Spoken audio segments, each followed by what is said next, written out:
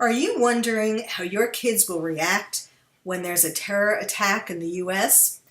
Well, we have more clues coming to us from a kind of tragic experiment that occurred in the UK. The Royal College of Psychiatrists in the UK did a study, and they found in Manchester, the site of the Manchester terror attack at the Ariana Grande concert, there was a 10% increase in the number of kids who sought psychiatric treatment in the hospitals in Manchester. Now, the concert was on May 22nd. There were 22 people killed. There were even more injured. And these statistics came in June and July. Now, that 10% means hundreds more patients in the greater Manchester hospitals. Hundreds more. I mean, 10%, that's a staggering amount. And what's really more staggering is that there was only a small fraction of these kids who were actually at the concert or who knew someone who was killed or hurt. So why were they so affected? They were so affected because they watched nonstop media coverage for days, and not just on television, but on their smartphones. That's the new wrinkle that we have with the impact of media coverage on kids. It is that now it's not just a matter of whether they can watch it on their family's television. They have their own smartphones, which they take to bed with them. And so why do you think they get insomnia? They watch this. So what's the lesson we want here?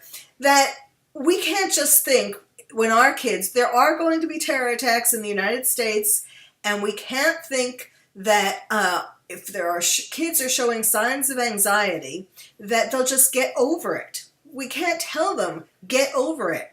In fact, there's going to be a percentage, at least 10%, that will need formal psychiatric treatment. Now, the main things that kids were suffering from were anxiety and insomnia. And this number, by the way, is not counting those kids who got help from other sources other than the hospitals in Manchester. Volunteer services, for example, or schools. This is just the hospitals, so the number is even greater. And in London, it wasn't quite the same number at this time, but they did show that those kids who have an underlying issue were more predisposed to suffering more and to getting help. Now, that's a very important phenomenon that it helps you to understand when you're thinking about your own child. Think about it like the flu epidemic. If a child has an underlying respiratory problem like asthma, and there's a flu epidemic, the kids who have this underlying problem are going to get more severely ill than those whose respiratory systems are perfectly healthy. It's the same thing with psychological issues and terror attacks. If your child has underlying psychological problems or has just suffered some other kind of familial event, like parents getting divorced or a parent dying or being sick, things like that, they are going to be more vulnerable to the impact of a terror attack, whether they're anywhere close to it or whether they're watching it in the media. So when you're trying to gauge how affected your child is, that's one of the ways to do it.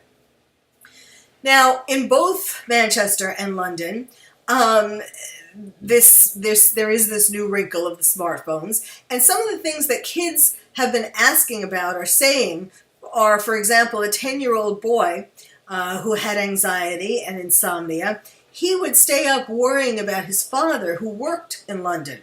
He was worried that his father was going to get caught in a terror attack. There's another example of a 9-year-old girl who asked her teacher, why do they hate us so much that they want to kill us and kill themselves as well? Well, interestingly enough, those are the questions, some of the questions, that I talk about in my new book that's coming out in September before the 9/11 anniversary this year. I give parents and teachers and other grown-ups answers for kids when they ask these kinds of questions, and this just shows, this is what they want to know, even though parents may not realize that kids are asking these things, wondering these things, thinking about these things, and may not talk to their kids about it. This shows how important it is to give children some psychological support, first from the family, and then if these things, their problems don't go away, then of course professional help. Now, kids are also asking about, is my school safe? Is it safe to be on the playground? Now that question kind of really gets me, because the idea, if you think about playgrounds, kids laughing and being happy and playing on a playground, the idea that now they have to be worried about a terror attack happening on their playground is just really, really tragic. I mean, it just shows how things have changed. Even happy places are now scary places. So they also found that afterwards, the kids were frightened about when they would hear a police siren or a fire engine, or see a police car or an ambulance, for example. And this is PTSD. It's when, after a traumatic event, when we come in contact with things that trigger us, things that remind us are associated with the traumatic event, it triggers our anxiety and other emotions. What was also interesting is that they found that older kids, some of the older kids had less of a fear of, like, for example, going into the main part of the city or going to a concert, places where, terror, they are able to assess the risk better. They may be less afraid of that and more afraid, non-white kids, anyhow, they found they had more anxiety about whether they were safe from racism, because some of them have been attacked, called horrible names and so on after these attacks. So, what's the bottom line? And the bottom line is that we, first of all, as I was saying before, is that we have to be aware. We can't just think they'll get over it. We have to be aware of the fact that that first of all, PTSD can show itself either right away or in weeks or months or years. Sometimes it takes years for kids to be able to talk about it, to express how they've been feeling inside about a terror attack all this time.